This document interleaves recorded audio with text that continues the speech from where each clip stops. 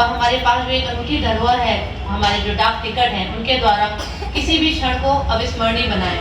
और आज का क्षण तो वास्तव में अविस्मरणीय है ही। हम सभी ये जो आज इस समय जितने लोग भी हैं भारतवर्ष में, भारतवर्ष के बाहर जो भारतवासी हैं, वो सभी इस ऐतिहासिक क्षण को, अविस्मरणीय क्षण को, इस सुंदर क्षण को, सुनहरे क्षण को देख पा रहे हैं। ये हमारा बहुत बड़ा सौभाग्य है।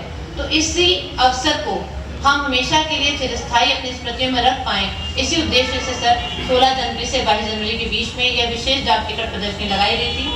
मैं ओपी केडिया जी का भी बहुत बहुत धन्यवाद देना चाहूँगी। आपने अनूठे संकलन के द्वारा जीवंत कर दिया है श्री रामचरितमानस और उससे संबंधित जितने भी हमारे चरित्र हैं, उन सभी पे जो डाक टिकट और उससे संबंधित सामग्री है, बहुत अनूठा संग्रह है। आप सभी ने पिछले 6 दिनों में इसको देखा होगा।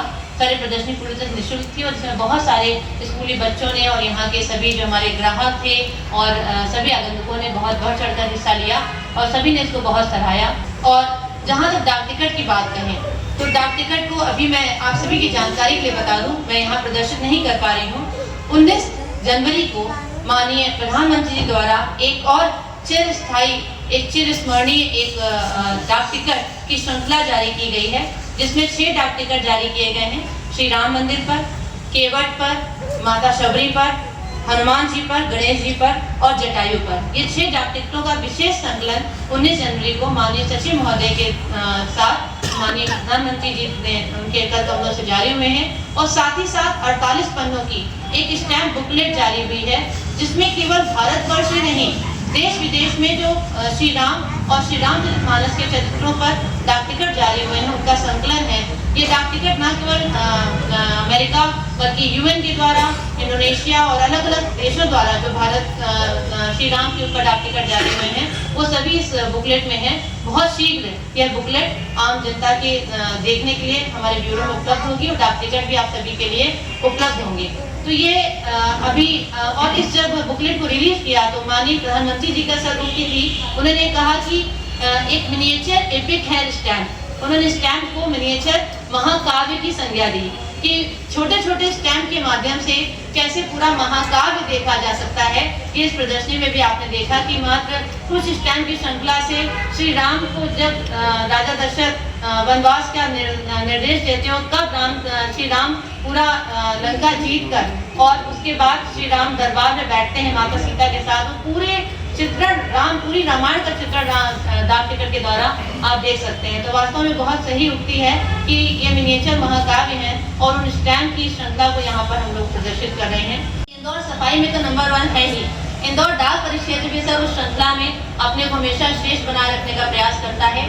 एक अभी बहुत ही हाल ही में एक सर्वे हुआ है सेवोत्तम, तो सेवोत्तम सर्टिफिकेट के लिए इंदौर जीपीओ को का रिकमेंडेशन हो चुका है।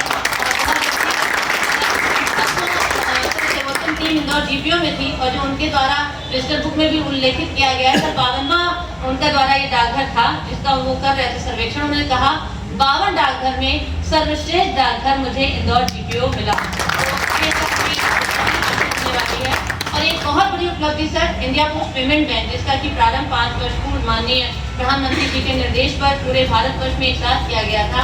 इंदौर डाक परिक्षेत्र में बताते हुए बहुत खुशी मुझे हो रही है, पूरे भारतवर्ष में 10 लाख खातों के साथ, प्रीमियम खातों के साथ नंबर 1 है। और सर ये इसलिए विशेष है कि प्रीमियम खातों के माध्यम से India post payment bank Ladli Behna जैसे खाते का बहुत अच्छा सफल संचालन, डोर स्टेप बैंकिंग में उनके खाते वहीं खोलना और उनको राशि वहीं पे उपलब्ध कराने जैसी सुविधा इंडिया पोस्ट पेमेंट बैंक ने दी है। तो सर प्रयास है कि डाक विभाग न केवल अपनी रूढ़िगत, अपनी परंपरागत जो गतिविधियां हैं उनको पूरे दायित्व के साथ निभाए, अपनी डाक डिलीवरी 100% करे और अतिशीघ्र करे, बल्कि जो नए हमें नवाचार के माध्यम से दायित्व दिए गए हैं उनको भी 100% पूरा करे। तो सर इसी प्रयास के साथ इंदौर रीजन हमेशा अग्रणी है और प्रयासरत है।